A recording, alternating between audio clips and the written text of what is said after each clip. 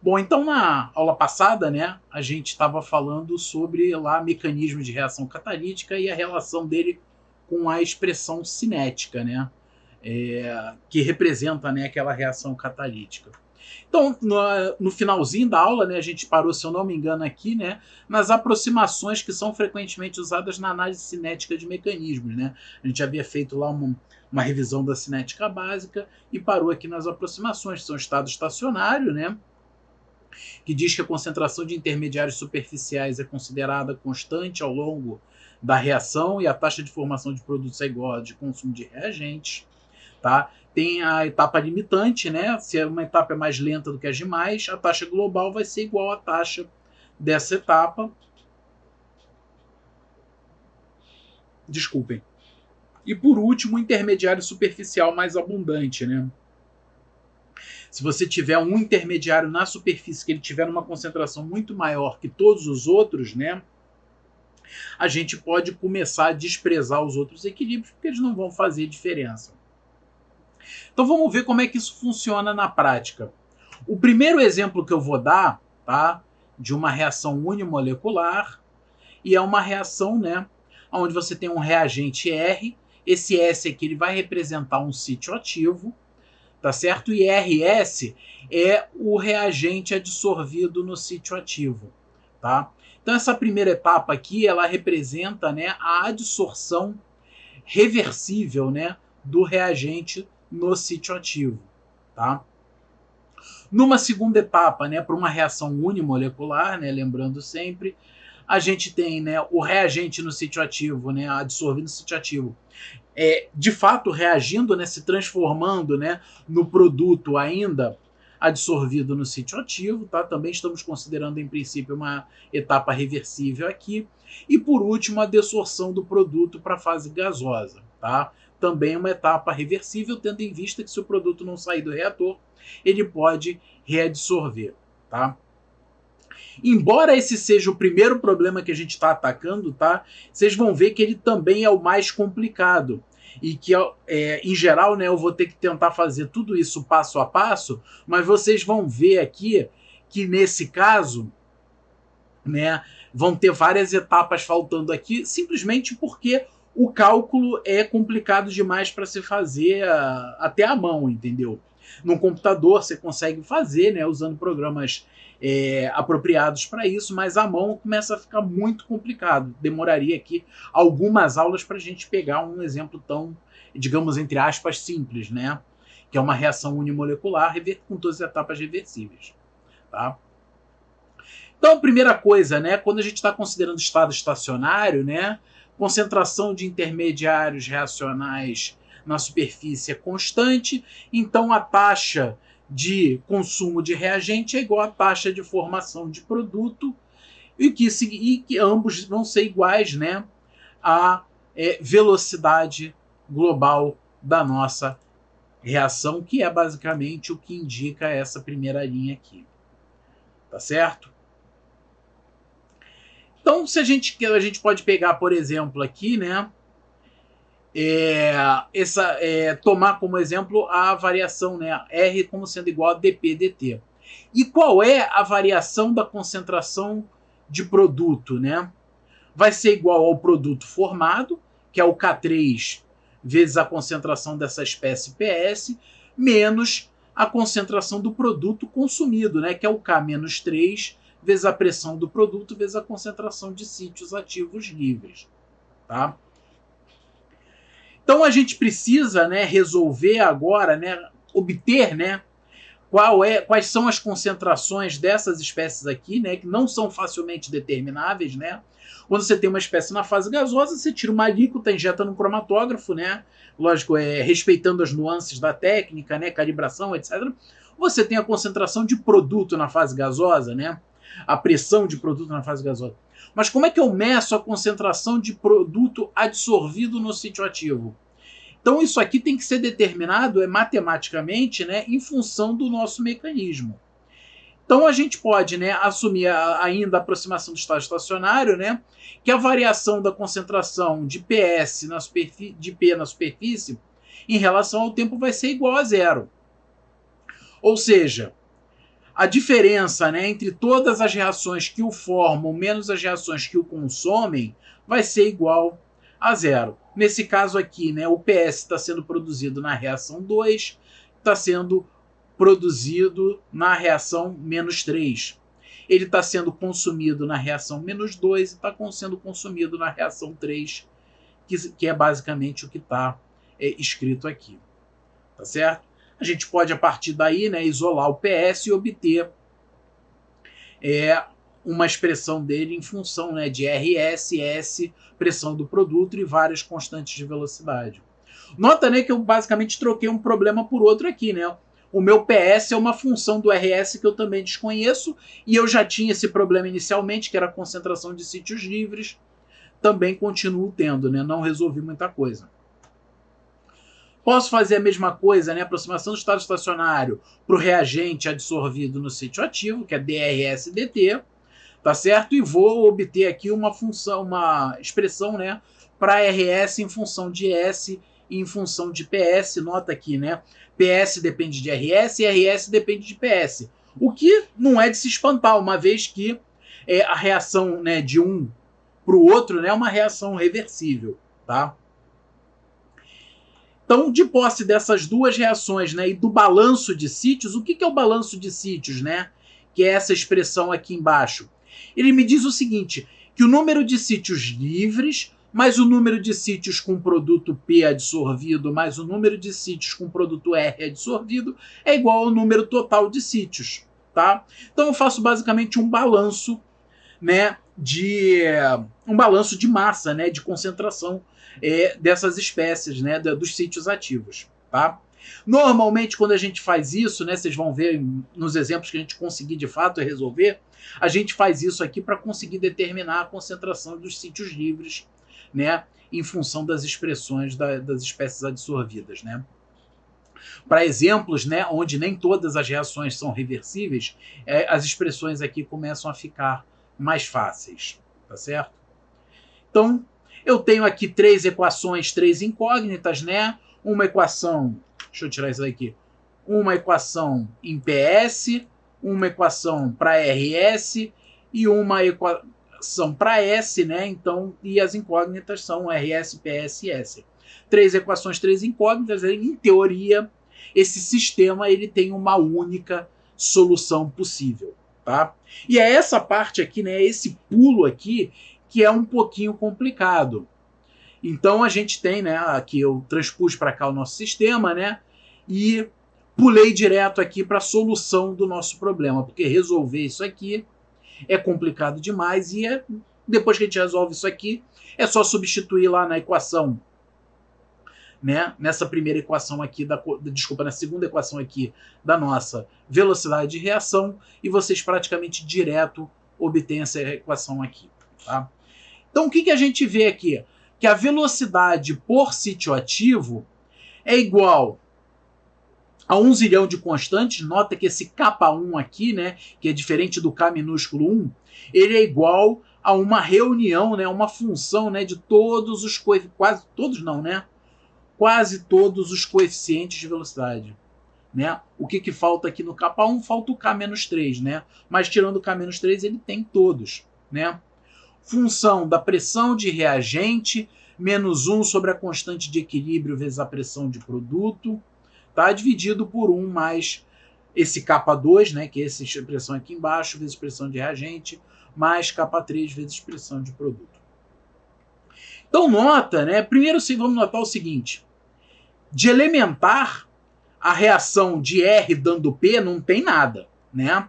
Pressão de R aqui, ele não tem uma ordem definida, né? Tendo em vista que eu não posso simplificar essa equação da forma que ela está escrita agora, né? Eu não posso simplificar essa expressão aqui por uma lei do tipo cinética de potências.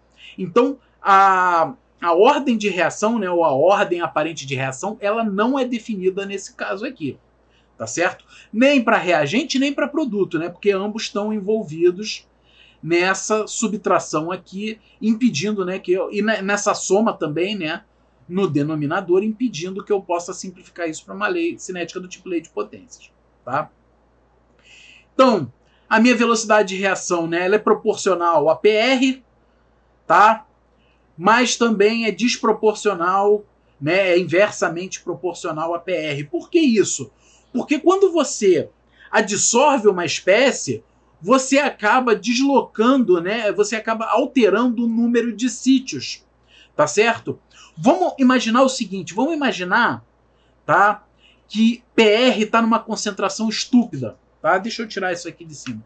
Então PR, que aparece aqui, está numa concentração estúpida no meu sistema reacional. Então o que acontece? Eu posso desprezar esse termo, e posso desprezar esse termo. Olha o que sobra. R igual a K1 sobre K2, PR dividido por PR dá 1. Ou seja, se eu estou numa concentração de reagente muito grande, tá? A minha ordem em relação ao reagente é 0. Por quê? Porque eu basicamente lotei a minha superfície de reagente e agora se eu mudo, né, para mais ou para menos a concentração do reagente na fase gasosa, a concentração na superfície praticamente não vai mudar. Por quê? Porque ela está saturada. Então quando a gente vê, né, que reagente aparece tanto no numerador quanto no denominador, normalmente está associado com esse tipo de efeito, né? O efeito de saturação da superfície. Vamos pegar um outro caso limite aqui, né? Vamos pegar o caso limite agora, em que a concentração de reagente ela já está baixa, né? E a concentração de produto é alta, né? Ou então eu tenho aqui basicamente, né, a constante de equilíbrio alta. Então vamos lá. Se eu fizer isso, né, eu posso desprezar reagente, eu posso desprezar isso aqui, posso desprezar isso aqui. Nota o seguinte: se a minha né, concentração de produto é muito grande, olha o que sobra. PP dividido por PP. A ordem em relação a produto também vai ser 0. Por que vai ser 0? Pelo mesmo motivo do reagente, tá? Porque eu vou saturar a superfície com ele. Outra nuance: a minha velocidade, né, que eu estou considerando dP, dt, né, vai ser negativa. Porque se eu basicamente só tenho produto no meu meio reacional, a minha reação reverte, ele começa a reagir voltando tudo para reagente, né? Porque todas as minhas reações são reversíveis, tá certo? Se por algum acaso no meu mecanismo, né, eu tivesse considerado a desorção de produto irreversível, né? Porque vamos dizer, por exemplo, que ele tivesse, se a gente tivesse num reator, né, em fluxo, né, um reator tipo PFR, né, Plug Flow Reactor, de fluxo empistonado, e vamos supor, né, que eu tivesse num tempo de contato baixo, né, ou seja, a minha concentração de produto é baixa. Nesse caso, matematicamente, né, eu não conseguiria enxergar a minha reação revertendo, tá? Eu enxergo aqui por quê? Porque todas as reações são reversíveis, tá?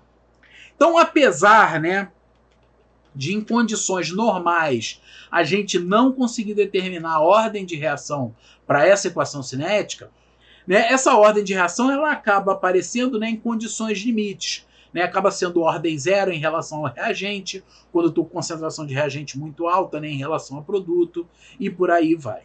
Tá? Então vamos seguir aqui. Desculpem. Então vamos chegar, né? A gente fez todas as reações reversíveis, que é o caso extremamente complicado. Vamos simplificar isso um pouco. Vamos começar a trabalhar agora com todas as reações irreversíveis, tá? O que significa isso? A partir do momento que o reagente se adsorve, ele rapidamente se transforma em produto antes de dessorver, e rapidamente esse produto dessorve e sai do meu reator, né? Porque se aquele produto fica dando mole ali, né, aquela reação de reversão, né, de readsorção do produto, ela vai acabar ocorrendo, tá? Nota que, em princípio, né, toda reação é reversível, tá? A gente pode não conseguir observar a reversão dela por efeitos, né, de retirada de produto ou por um efeito, né, de equilíbrio químico, né, ou seja, a termodinâmica não deixa, né, a termodinâmica ela está tão pro lado de formação de produto que você não vai ver, né, o reagente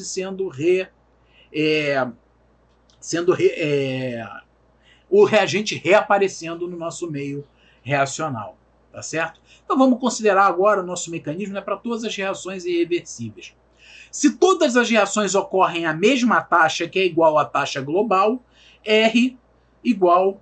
Né? Então é o seguinte, o que ele está querendo dizer aqui? Todas essas reações, essas três aqui, elas ocorrem na mesma taxa, tá? Por quê? Porque a taxa de consumo, né, segundo a teoria do estado estacionário, a taxa de consumo de reagente é igual à taxa de formação de produto. Isso só é alcançável se todas elas tiverem a mesma velocidade de reação, tá? Igual à velocidade global. Se todas elas são iguais, né, se a taxa de todas essas reações são iguais, para eu representar a velocidade global, eu posso pegar qualquer uma delas, tá? E o mais interessante, independente de qual eu pegar, a minha equação cinética vai ser a mesma. Eu vou fazer aqui pegando essa primeira, né, que é a taxa de consumo de reagente, ou seja, a minha velocidade vai ser igual a K1 vezes pressão de R vezes concentração de sítios livres. E depois a gente vai chegar no resultado a partir dessa, e depois vocês tentam aí fazer com pelo menos um dos outros casos, para ver, né, para realmente enxergar que, independente de qual você pegar, eles vão ser todos vão dar origem, né, a sempre a mesma equação cinética. Então R igual a K1, pressão de RS. Pressão de R você determina direto por amostragem do meio reacional, não tem problema. Precisamos saber concentração de sítios livres.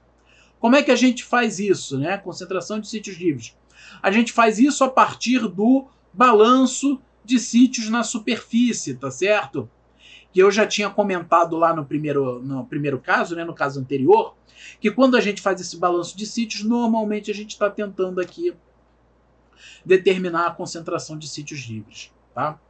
Mas para eu determinar a partir desse balanço de sítios, né, preciso da concentração de RS e de PS, né, que são a concentração de reagente adsorvido e produto adsorvido. Posso usar, né, a teoria do estado estacionário para dizer que a variação da concentração de reagente RS e concentração de PS, ambos, né, a variação de ambas com o tempo é igual a zero, tá certo? E a partir daqui eu posso fazer o balanço, né, de RS e igualar ele a zero. Então, vamos fazer para o RS e para o PS, depois é a mesma coisa. RS é igual à taxa de formação dele, que é o quê?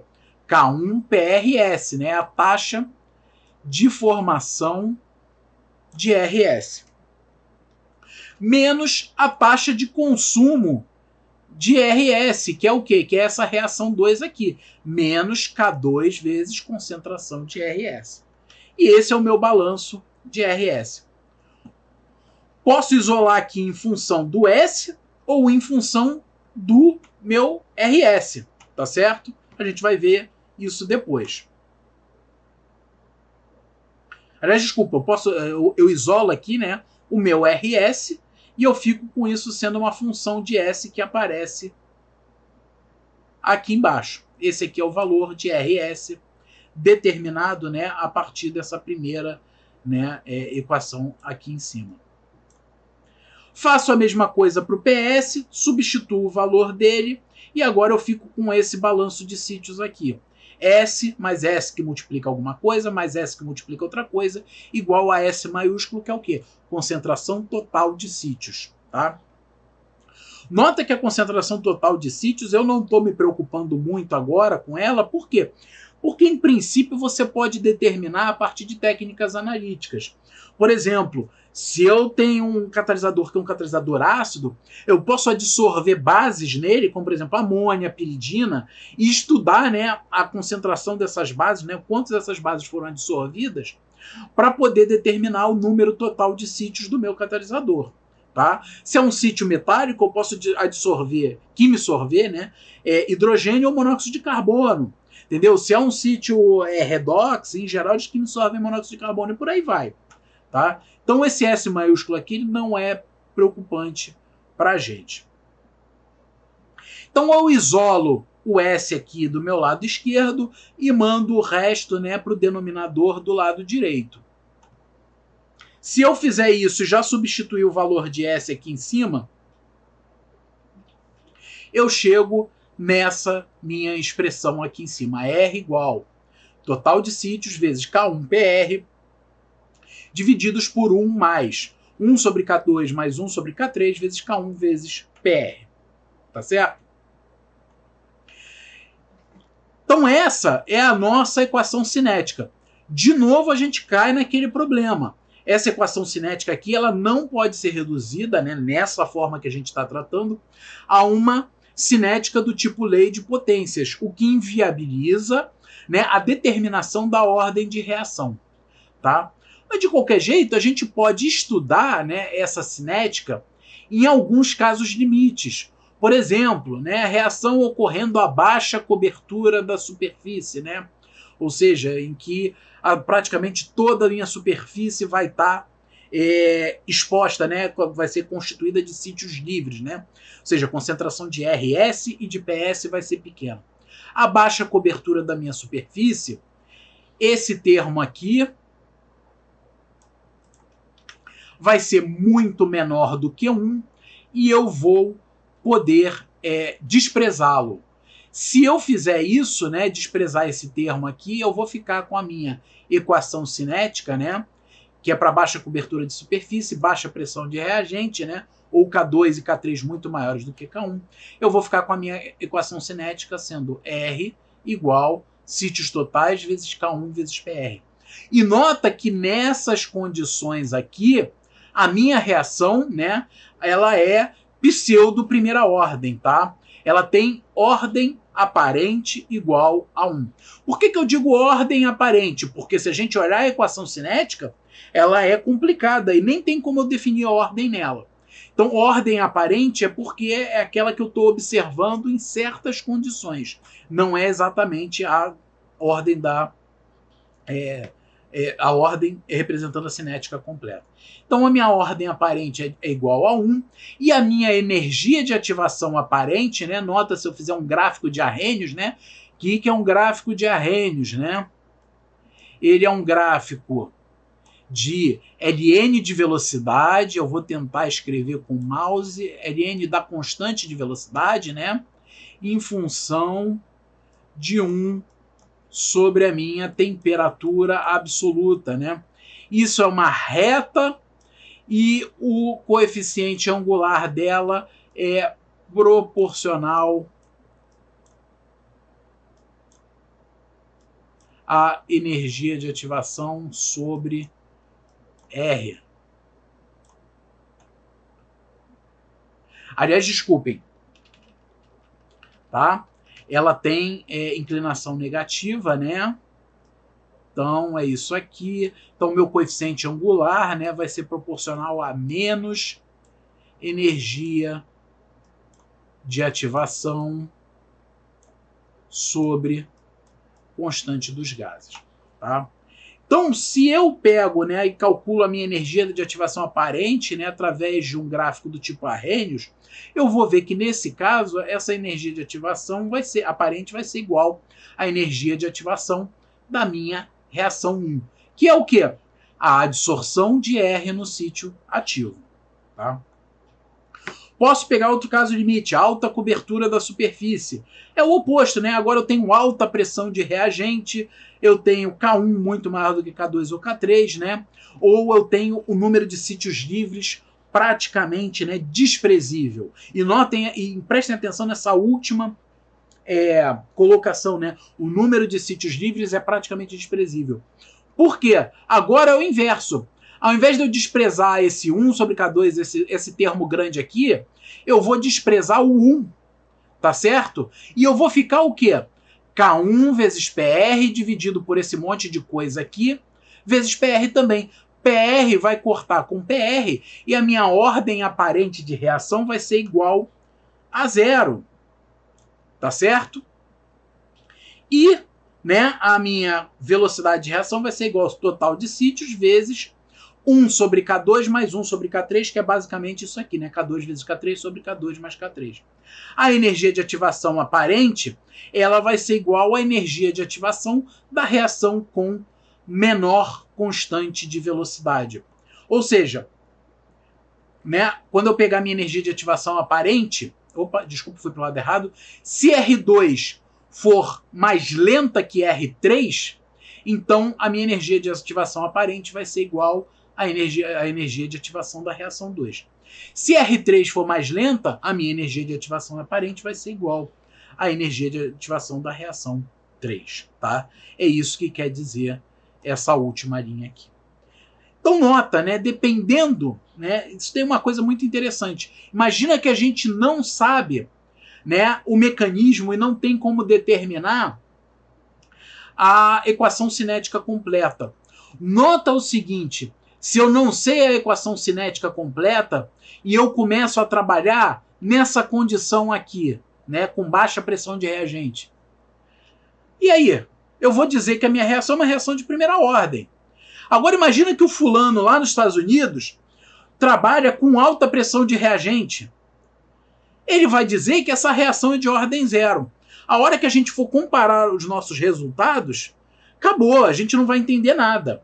Então, né, é importante, é muito importante em catálise heterogênea por conta, né, da saturação da superfície, dos mecanismos complexos, né, e da modificação da equação cinética com coisas simples tipo pressão de reagente e cobertura de superfície, né, é importante que você faça experimentos em diversas condições para comparar, né, com outros experimentos, né, realizados em outros grupos, né, até em outras unidades da sua empresa, né, e para você levantar realmente qual é a condição ótima, né, para aquela minha reação ocorrer, qual a reação que vai dar maior velocidade. Tá? Vamos passar para um terceiro caso aqui. Reação irreversível na superfície se controla. Ou seja, a minha etapa lenta, né, dessa reação é a reação na superfície que transforma reagente adsorvido em produto adsorvido. Se ela é a lenta, as demais etapas, né, que são as etapas de adsorção e desorção de reagentes e produtos, elas vão ser muito rápidas comparadas a ela, e a gente pode considerar que elas vão estar num estado chamado de quase equilíbrio. Tá? É quase equilíbrio, mas na hora de calcular a concentração de R na superfície e P na superfície, a gente vai calcular isso utilizando equações de equilíbrio químico. Tá certo? Então vamos lá. Vamos fazer então, né, a minha velocidade global igual à velocidade da etapa lenta, né? A gente já viu isso lá nas nossas frequentes aproximações, então vai ser igual a K2 vezes concentração de reagente na superfície. Tá? Concentração de reagente na superfície que eu preciso para entrar com ela aqui. Eu pego a partir da constante de equilíbrio para essa reação aqui, que é K R, né? K maiúsculo R, é essa constante de equilíbrio aqui. Então, se vocês depois pegarem e fizerem aqui, né, o meu RS vai ser igual KR, PR, concentração de sítios livres. Tá? Para concentração de sítios livres, né, eu pulo uma linha. O que eu faço? Balanço de sítios ativos na superfície. S mais RS mais PS igual ao total de sítios. Então, para fechar isso aqui, eu preciso o quê? Do PS, que também vai sair, né? O PS, ele precisa entrar aqui e ele vai sair também do equilíbrio químico, né? Da minha adsorção e desorção de produto. Então, aqui é o meu K, é o que eu estou simbolizando como constante equilíbrio do produto P, né? De adsorção e desorção do produto P. Isolo S, né, e consigo o valor de S aqui, né, S igual a S total dividido 1 mais KRPR mais KPPP. Vou jogar nessa expressão aqui e a partir daí a gente já tem a nossa equação cinética completa. R igual a K2, constante de equilíbrio, né, KRPR sobre 1 mais KRPR mais KPPP. Tá? Nota que agora é o seguinte... Antes, né, no nosso caso anterior, a minha produção, a minha reação de desorção de produto era irreversível. Então, se ela é irreversível, a minha concentração de produto na fase gasosa, né, ela é irrelevante para a minha cinética, né? Ela não influencia. Por quê? Se ele não tem como reabsorver, ele pode estar praticamente, né, dominando a fase gasosa, que isso não vai importar. Tá? Nesse caso aqui, como o meu produto pode reabsorver, a concentração dele, notem aqui, né, ela influencia de forma negativa na minha velocidade de reação. Porque se meu produto ele começa a tomar muita minha superfície, meu reagente não consegue absorver, logo ele não consegue ser transformado mais em produto para fazer mais produto na fase gasosa. Tá certo? Então, vamos lá. Essa é a nossa equação aqui. De novo, né? Ela não tem ordem definida. A gente pode definir, a gente pode também trabalhar, né, utilizando a chamada taxa inicial de reação. O que é uma taxa inicial de reação? Imagina que eu tenho uma curva cinética para um reator em batelada, né? Então aqui tempo e aqui, vamos lá, concentração de R, tá? Então aqui imagina que basicamente eu estou desenhando aqui como se fosse uma primeira ordem, né? Decaimento exponencial. Então, nota o seguinte, no início da minha reação, primeiro, pressão de produto vai ser 0. Mas como é que eu determino a velocidade de reação inicial? Eu posso pegar, né, os 5 primeiros pontos aqui, né, dessa curva e fazer uma interpolação neles, né, e extrapolar para concentração, para tempo igual a 0. Quando eu faço isso, né, eu consigo a minha velocidade inicial. Então eu posso trabalhar com taxa inicial de reação e ainda assim ter o meu experimento para conseguir comparar, tá certo? De fato, o que acontece na taxa inicial de reação? Pressão de produto igual a 0, né? E isso vai envolver aí uma taxa bem restrita, uma faixinha bem restrita de pressão de reagente, tá? Se pressão de produto igual a 0, a minha velocidade, né, que eu vou representar aqui por R0 vai ser igual a K2KRPR dividido por 1 mais KRPR, né, aonde a nossa pressão de produto foi para 0. A gente vai ficar basicamente, né, com desculpem, somente o termo, né, linear e o termo na concentração de reagente. Isso aqui, né, eu posso representar essa expressão, né, de forma aproximada por um KRPR elevado a alfa, né, sendo que alfa é menor que 1, tá? E se eu pegar agora essa expressão aqui, né, essa expressão é uma cinética do tipo lei de potência. E a gente observa o seguinte, a ordem aparente de reação, né, inicial, né, na determinada a partir da taxa inicial de reação, ela vai ser igual a esse alfa, tá certo? Que vai depender, lógico, né, das magnitudes, né, da constante do KR de PR, tá certo? E a minha energia de ativação aparente ela vai ser igual a uma composição entre a energia de ativação da reação 2, né, que tem o K2 aqui que está influenciando, mais alfa vezes o ΔH de adsorção, né, porque quando eu tenho uma constante de equilíbrio, eu posso substituir essa expressão aqui, né, a constante de equilíbrio está relacionada com ΔG, né, e ΔG é igual a ΔH menos T ΔS. Então, né, a minha equação de Arrhenius ela vai para um sistema em equilíbrio, né, ela vai ficar basicamente, né, a energia de ativação proporcional ao ΔH de adsorção. Tá? Se alfa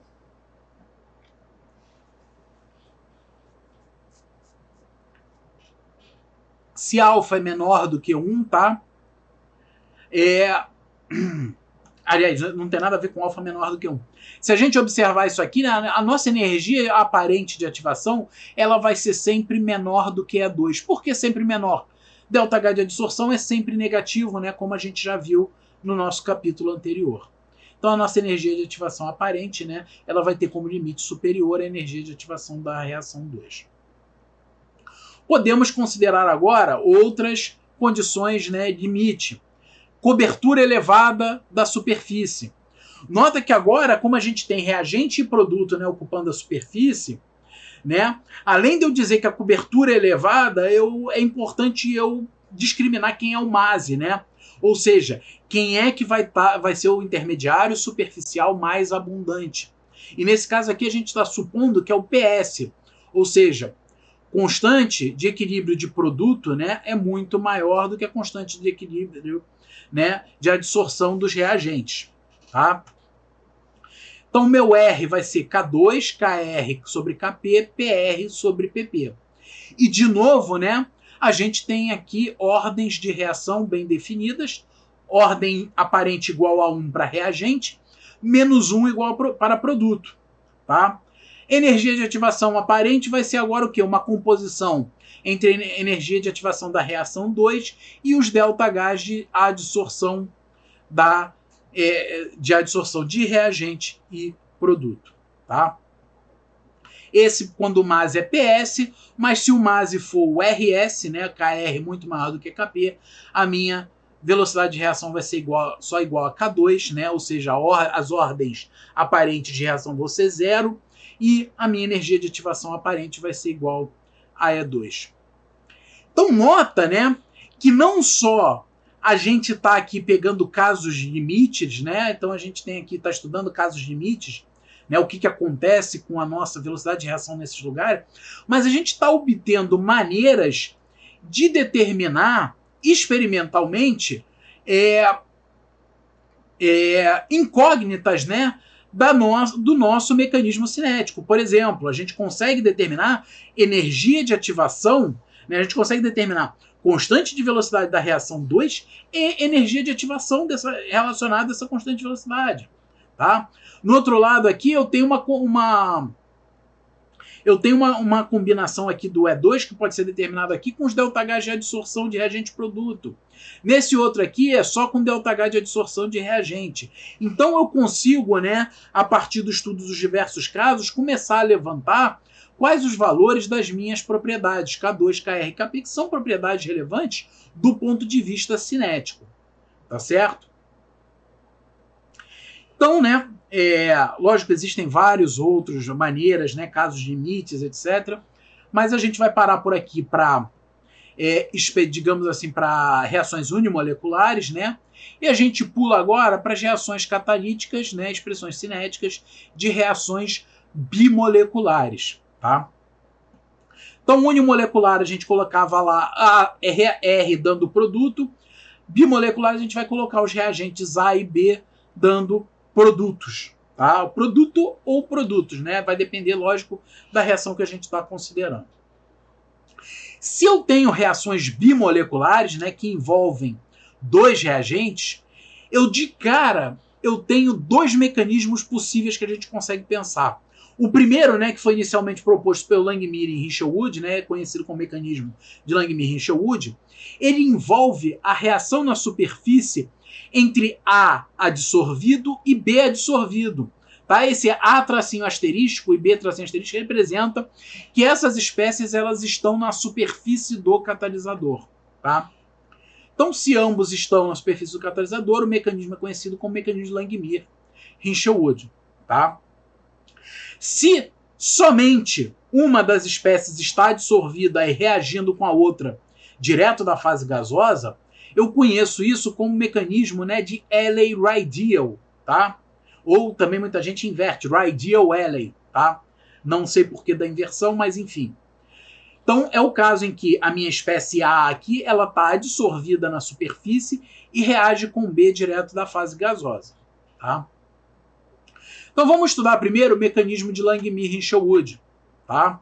Então eu tenho a adsorção de A, tá? Com uma constante de equilíbrio Ka, a minha adsorção de B com constante de equilíbrio Kb, a minha reação na superfície, né? Ou seja, A e B adsorvidos reagindo, dando o meu produto C, né? C vezes S mais um sítio ativo extra, né? Que acaba sobrando, né? O C só fica adsorvido em 1. E CS, né, dessorvendo. E eu estou considerando aqui inicialmente que essa desorção, né, e reação na superfície são irreversíveis. Tá? Para simplificar, para a gente não cair naquele problema de todas as reações reversíveis e começar a ter problema. Então, para esse caso aqui, né, desse mecanismo, né, do jeito que está escrito, a gente pode, né, fazer a nossa, né, velocidade de reação. Nota que quando eu vou fazendo aqui, né, quando a gente começa a já saber o que tem que fazer para chegar, a gente faz as coisas fora de ordem, tá? Mas vamos considerar aqui, né, vamos pegar aqui que a reação na superfície, né, para determinar a nossa taxa global de reação. Lembrando, né, que se eu estou utilizando, né, o teorema do estado estacionário, as velocidades de todas essas reações são iguais à etapa lenta. Tá? Elas vão acabar sendo iguais? Não, elas vão acabar sendo restritas, né, pela velocidade da etapa lenta. Então vamos lá. R vai ser igual a K2, A na superfície, vezes B na superfície, que é o que eu estou escrevendo aqui por último. Então, para determinar a minha equação cinética, eu preciso de AS e BS. AS vem desse equilíbrio de adsorção de A, BS vem do equilíbrio da adsorção de B. AS vai ser igual a KA, PA, S, número de sítios livres, BS vai ser igual a KB, PB, número de sítios livres. Tá? Preciso determinar agora, né, vou substituir AS e BS aqui na minha equação cinética, preciso determinar agora meu número de sítios livres, né? Porque senão eu vou continuar não tendo a minha equação cinética completa. Como é que eu determino o número de sítios livres? Através do balanço de massas na superfície. S mais AS mais BS mais CS, né? Nota aqui que o meu C também, né? O meu produto ele também vai ficar na superfície antes de dissolver, igual ao número total de sítios. Então, além de AS e BS, eu preciso também do que? Do valor de CS, que eu vou fazer, né, com base no teorema do estado estacionário, né, e no balanço, né, de massa dele. Ou seja, dCS dt, que eu sei que é igual a zero pelo teorema do estado estacionário, vai ser igual à velocidade de formação de CS menos a velocidade, a velocidade de consumo de CS menos a velocidade de formação velocidade de formação de CS menos a velocidade de consumo dele da fase gasosa. Substituindo tudo isso aqui, de novo eu vou isolar o S, né? E vou ficar... Aliás, aqui eu tenho um outro problema, né? Quando eu faço isso aqui, eu acabo ficando, né, na expressão do meu CS com uma função de S ao quadrado. Tá? E aí, pelo menos de forma simples, né, eu não tenho como isolar o S no meu balanço de sítios para substituir aqui em cima. Tá? Então, o que eu faço? Então, ao invés de ficar me preocupando com a equação completa, a gente vai logo para os casos limites. Vamos considerar o seguinte, que o meu MASE, né, intermediário superficial mais abundante, ele é o CS, né? Um processo que eu chamo de controle por desorção ou desorção lenta. Significa o seguinte, a minha reação até a formação de CS ela é rápida. Chega aqui, a desorção dele ela é lenta. Então eu acabo, né, acumulando esse CS, né, na superfície. Então ele se torna o MASE. Se eu fizer isso, posso desprezar sítios livres, A adsorvido e B adsorvido. Então a minha expressão vai se reduzir a somente esse termo aqui. E aí eu posso isolar o S facilmente e substituir lá na minha expressão, né, da velocidade, da taxa global de reação. Tá? Se eu fizer essa substituição toda aqui, né, simplificações, meu R, né, vai ser igual ao número total de sítios vezes a constante de velocidade da reação 3, tá? Que é o K3. Nota, até bem lógico, né? Porque se toda a minha reação está sendo controlada pela desorção, desculpem, que é uma etapa irreversível, então a velocidade global vai ser controlada também por essa desorção. Então R é igual a K3. E por que não aparece o CS? Porque ele vai ser praticamente, né, o único intermediário superficial existente. E a concentração dele vai ser constante. Então, a expressão que a gente obtém, né, R sobre S igual a K3, é praticamente, né, ela é lógica, né, dentro do que a gente espera. E aí, a partir daqui, a gente pode determinar ordem de reação igual a zero. A minha energia de ativação vai ser igual à energia de ativação da reação 3, né, que é a reação de desorção do C. Outro caso limite, né, chamado caso da desorção rápida. Tá? E o que significa isso? Significa, né, que a etapa lenta da minha reação é a reação irreversível na superfície, né? Que é essa reação 2. A partir do momento que essa reação ocorre, CS produzido já dissolve rapidinho. Tá? Então, a concentração de CS é praticamente igual a zero. O nosso S se reduz a isso aqui. E a minha velocidade, né, minha taxa global de reação vai ser total de sítios ao quadrado, K2, Ka, Kb, Pa, Pb, sobre 1 mais Ka, Pa, mais Kb, Pb ao quadrado. Tá? Então essa aqui é a minha cinética global. Tá? Aí agora a gente pode de novo, né, começar, né, dentro desse caso da desorção rápida, né, a gente pode começar agora nos nossos casos limites. Então vamos pegar se um dos reagentes for fortemente adsorvido ou tiver num largo excesso, né? O que significa que esse termo aqui, né, Kb, Pb, ele vai ser muito maior do que Ka, Pa e do que 1. Então eu vou poder desprezar esses dois termos aqui. Se eu fizer isso, eu vou ficar aqui, né? Esse Pb vai cortar com 1 ao quadrado e eu vou ficar com o meu R igual a S maiúsculo ao quadrado, K2, Ka, Kb, Pa, Pb a menos 1. Aliás, desculpa, né? O Kb também vai cortar, é Kb a menos 1, Pa, Pb a menos 1. E nota o seguinte, se eu tenho excesso de B ou ele é muito mais fortemente adsorvido que A minha reação ela vai ter ordem negativa em relação a B, tá certo? Ordem menos 1, né? Ordem aparente menos 1. Ordem de mais 1 em relação a A. E a minha energia de ativação aparente vai ser uma composição entre K2, Ka, né, e o negativo, né, de Kb, né? Porque afinal ele está aqui no denominador. Tá certo? Então, de novo, a gente consegue determinar ordens negativas de reação. Vamos partir para um outro caso, né? Aliás, o seguinte, né? O caso, né, em que A está fortemente adsorvido é simétrico a esse, né? Então a gente nem precisa fazer. A diferença é que o menos 1 vai estar no Ka e no Pa e o Kb e o Pb vão estar elevados a mais 1. Então esse caso a gente nem precisa saber. Tá? Pegando de novo a nossa equação cinética aqui completa, né, para o caso em que a etapa lenta, né, é a reação na superfície, vamos imaginar que a gente faça o seguinte experimento. A gente mantenha constante a pressão de A e varie a pressão de B. Tá certo? Então mantenha um A constante e varia a pressão de B desde um valor bem pequenininho até um valor grandão. O que vai acontecer com a nossa velocidade de reação? Então vamos fazer, né? Já está feita, né? A derivada da taxa global de reação em relação à pressão de B. E a gente nota o seguinte, essa derivada aqui, ela é proporcional ao total de sítios ao quadrado, né, que multiplica esses termos aqui, né, essa subtração aqui entre parênteses.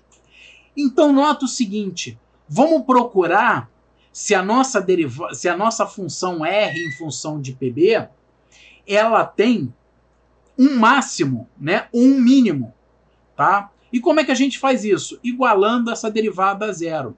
Quando a gente iguala a derivada a zero, basicamente a gente iguala isso aqui a zero, passa um para o outro lado, a gente fica com essa condição aqui, que a gente pode, né,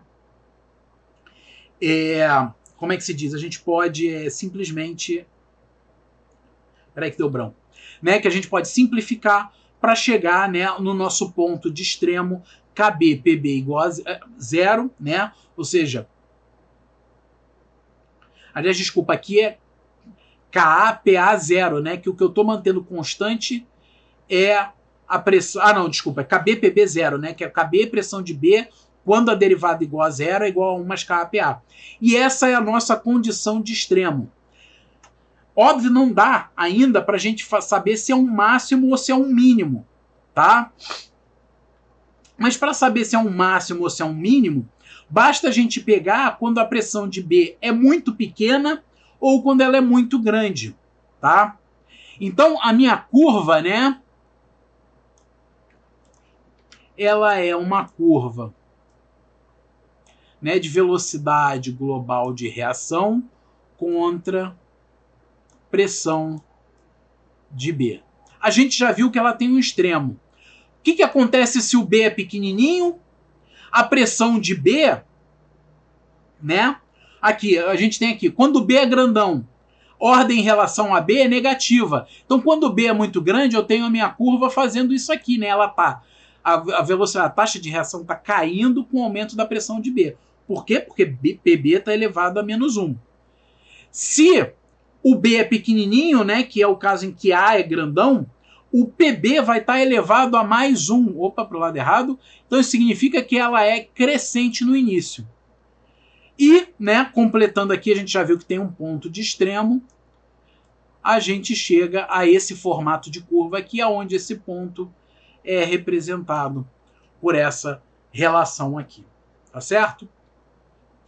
Então, essa curva aqui, né, de R contra a pressão de um dos reagentes, né, mantendo a outra constante, ela tendo um máximo, é característica do mecanismo de Langmuir-Hinshelwood, né? E aí teve, por exemplo, esse trabalho, né, que eu fiz na época da minha tese de doutorado, né? Aliás, não, foi um pouquinho depois da minha tese de doutorado, se eu não me engano, né, onde a gente estudou, né, mecanismo de reação, né, de transformação de propano em benzeno sobre esses catalisadores. E aí o que acontece? A gente notou, né, que a reação, tá, de hidrogenólise, né, que é uma das reações que compõem esse mecanismo reacional, né, é a quebra de moléculas grandes, né, mesmo a quebra do propano, né, butanos, a quebra de hexanos pelo hidrogênio, tá, ela segue um mecanismo do Langmuir-Hinshelwood. E a gente plotou aqui o quê?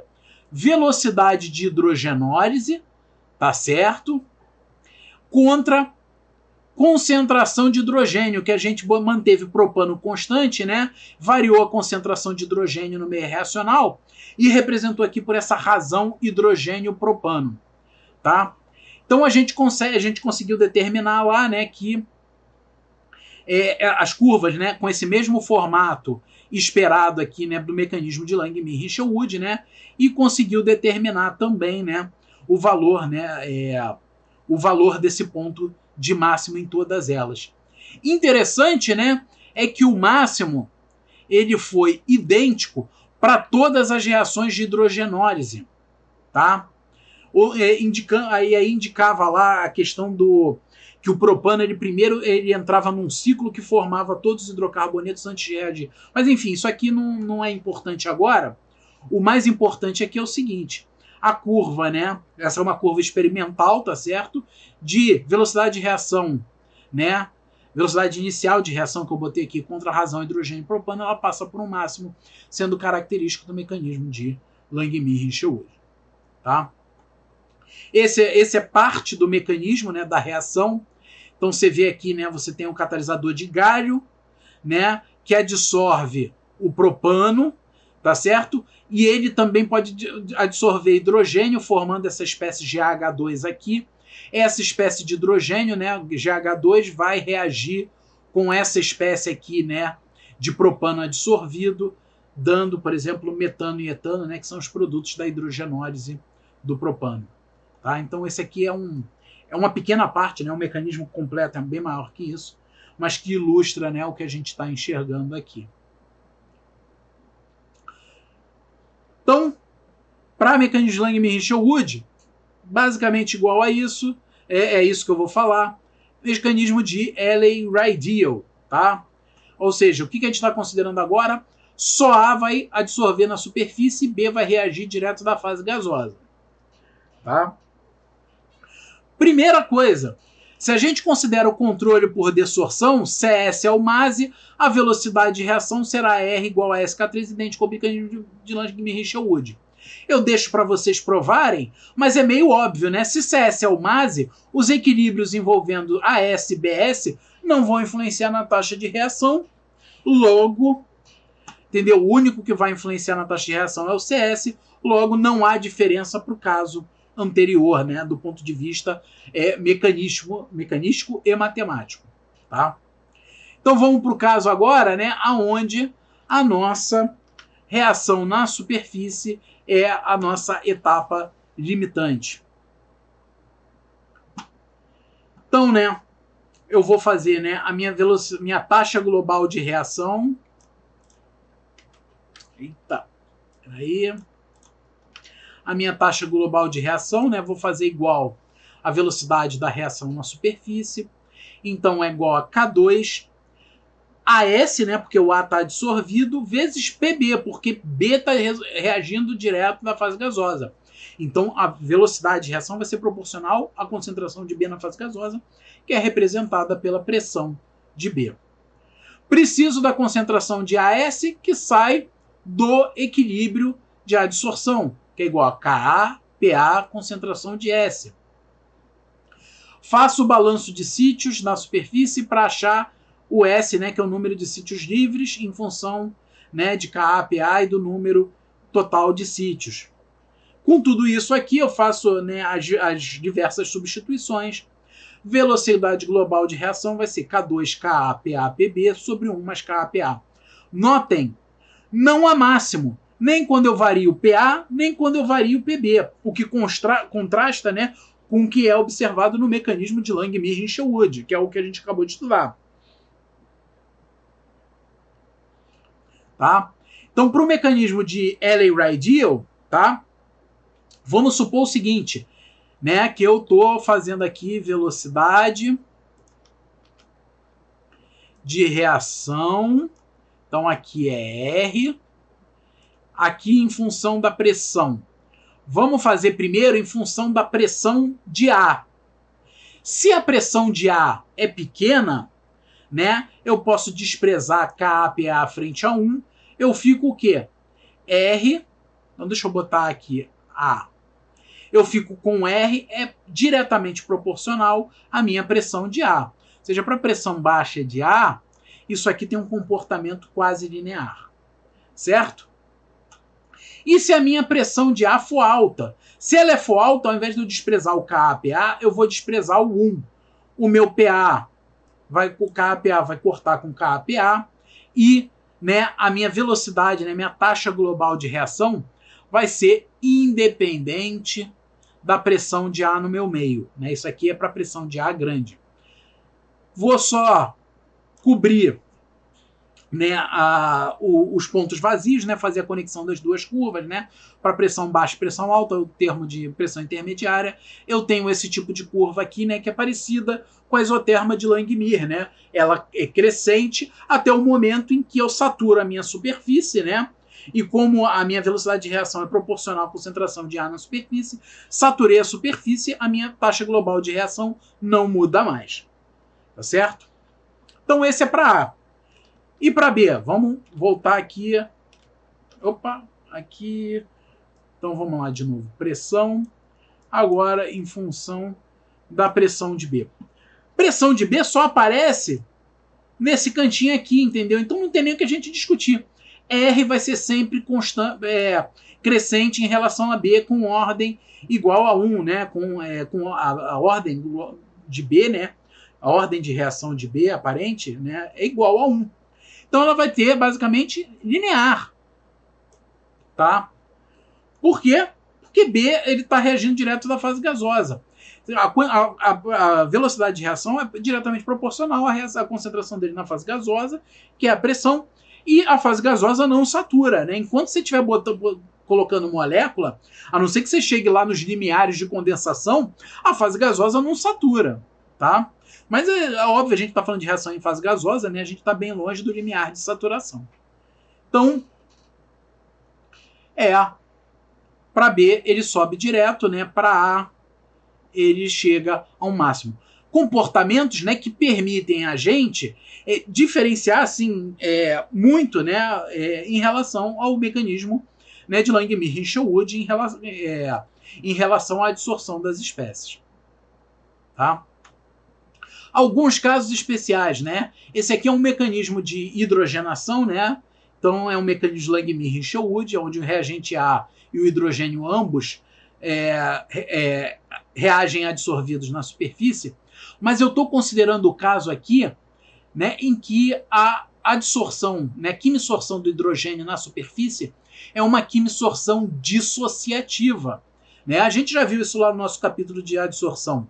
E na maioria dos metais nobres, né, que são os metais que são usados nas reações de hidro e desidrogenação, a quimisorção do hidrogênio é dissociativa. Então, né, a gente tem que levar isso em consideração, tá? Porque uma molécula de hidrogênio, ela produz, né, ao se quimisorver na superfície, 2 átomos de hidrogênio, né, que são responsáveis, né, pela reação na superfície, tá certo? Então essa concentração de HS aqui é o dobro, né, do nosso hipotético B da reação passada, que a gente estava estudando lá de mecanismo de Langmuir-Hinshelwood.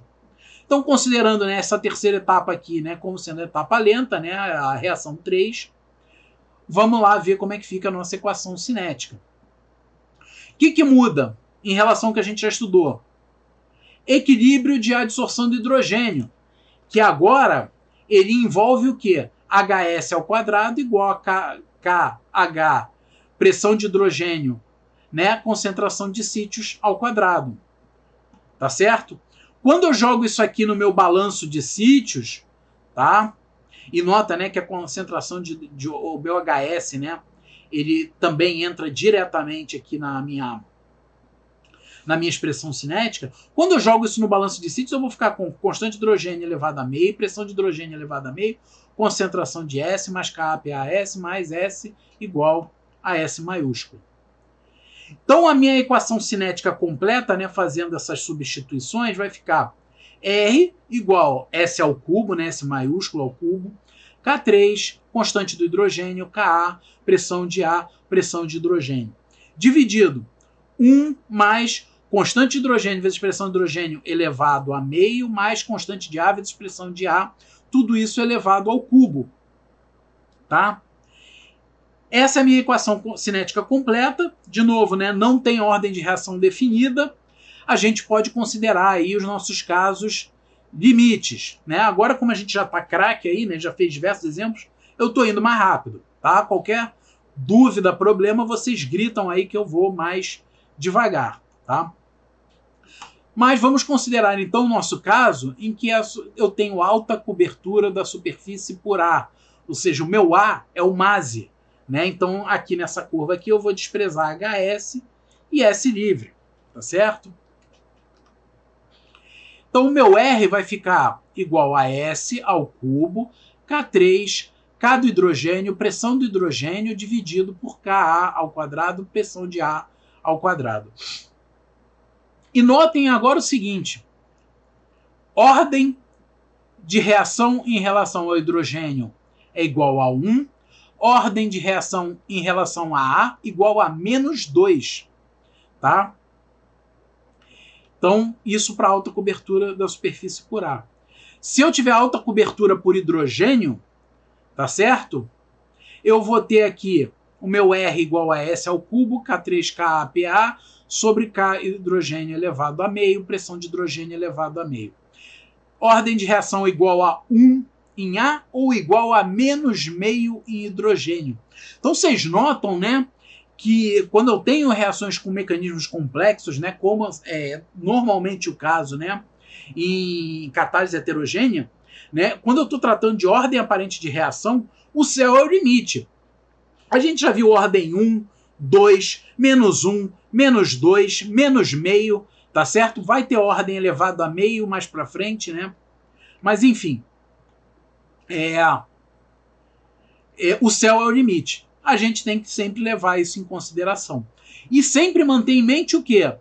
Se eu estou comparando resultados de diferentes corridas, eu tenho que sempre estar atento se eu estou trabalhando em algum caso limite, né, ou em condições que sejam equivalentes, para poder comparar o resultado, né?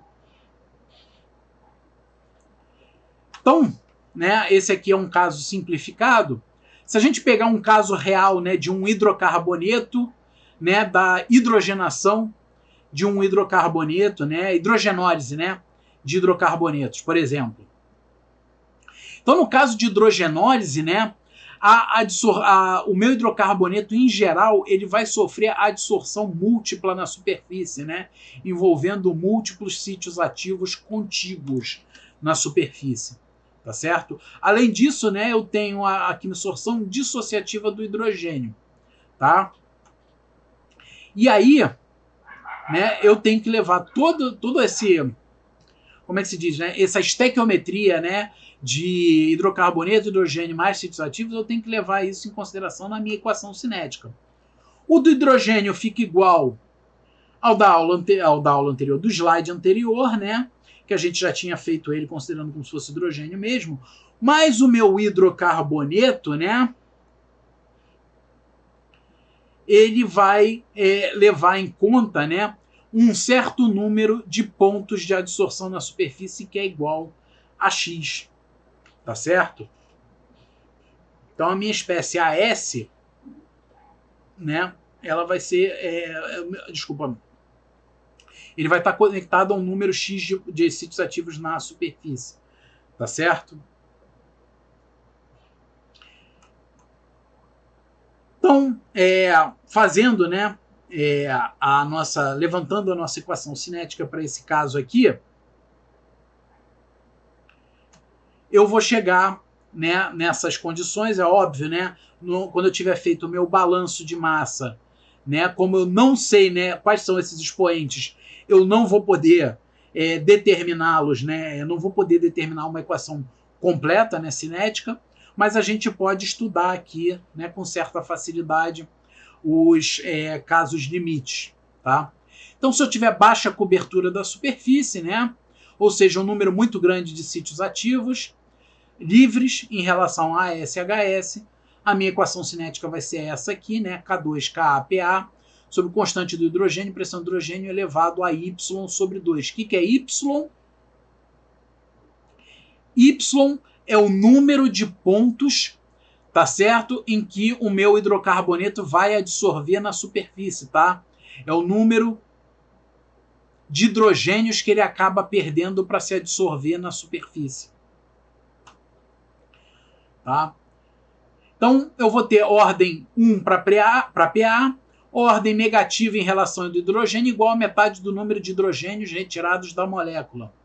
Tá? Se eu tiver, por outro lado, alta cobertura em hidrogênio, tá? Então eu vou desprezar sítios livres e AS, eu vou ficar com R igual a K2, KAPA, sobre K hidrogênio para hidrogênio, X elevado a X sobre 2. Aonde X é o quê? É o número de sítios ativos ocupados pelo hidrocarboneto mais os hidrogênios que ele está adsorvendo, né? Que ele está que estão saindo dele para se adsorver na superfície. Tá? Então, a ordem negativa em relação do hidrogênio agora é igual a metade do número de sítios para formar o intermediário desidrogenado, X sobre 2. Tá? Então, notem, né, que dependendo se eu estou a baixa cobertura, alta cobertura de hidrogênio, né, se eu pegar alta cobertura de hidrocarboneto, vai mudar também. As equações são diferentes. Alta cobertura por hidrocarboneto, né, vou ficar aqui com R igual a SK2 sobre Z, a ordem 0 em relação a ambos os meus reagentes. Tá certo? Então, um exemplo aqui retirado da literatura, né? Então, a hidrogenólise do neopentano, né? Vocês lembram o neopentano, né? É aquela molécula que ela parece uma cruz, né? Tem um carbono quaternário aqui ligado a 4 metilas. Então, se vocês olharem aqui, né, no caso do catalisador de platina, né? Se a gente considerar esse trabalho aqui, Fogger e Anderson, eles trabalharam com pressão de hidrogênio de 27 a 100 kPa, tá certo? E eles acharam N, que é o que mesmo? N... sim, tá aqui embaixo, desculpa. Fui procurar no lado errado. É a ordem aparente de relação a hidrogênio e M é a ordem aparente de relação a hidrocarboneto. Então eles acham N igual a menos 1,5 e M, que é hidrocarboneto, igual a 1. Tá?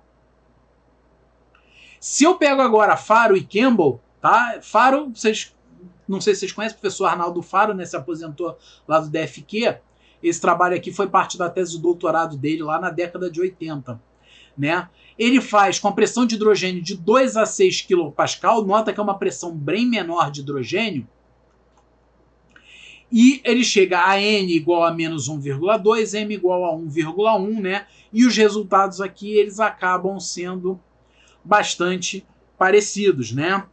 No caso da platina, né, que foi depois uma análise da literatura, mostrou, né, que enquanto Fogger e Anderson trabalharam com alta cobertura por hidrogênio, né, eles acharam aí o número, né, o X sobre 2, né, aliás, desculpa, alta cobertura por hidrogênio, eles acharam, né, o X sobre 2, né, então o X seria igual a 3, é o trabalho do Fogger e Anderson, e o trabalho do Faro e do Campbell, alta moderada cobertura por hidrogênio, né, vocês notam aqui que está um pouquinho abaixo do menos 1,2, do menos 1,5, né, que foi considerado como sendo o máximo.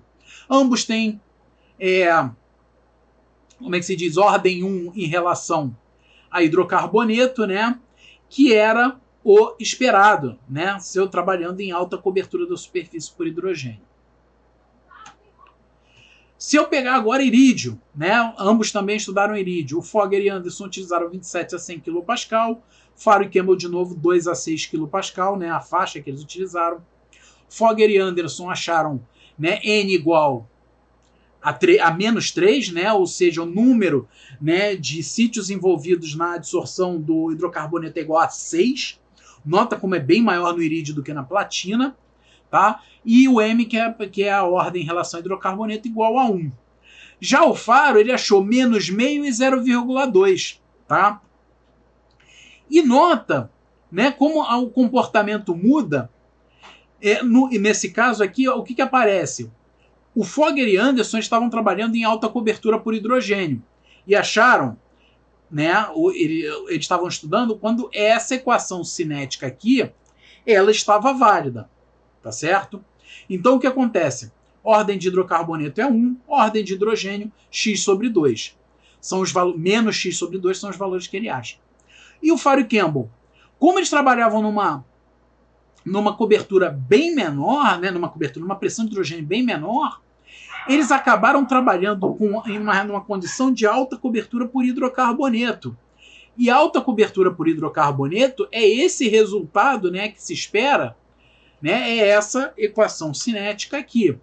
Ordem de hidrogênio vai ser igual a Y sobre 2, ordem de hidrocarboneto... Aliás, desculpa, né? Ordem igual a 0 em ambos os reagentes. Tá? E aí nota o seguinte, né? Tirando aqui um erro experimental, né? Um possível desviozinho, né? Dele não estar exatamente, né, num excesso de cobertura do hidrocarboneto, ambos ficaram bem próximos, né, de 0, como era esperado para alta cobertura por hidrocarboneto. Tá? E eu acho que aqui só fica uma única dúvida, né, que pode ficar, que eu vou tentar esclarecer agora.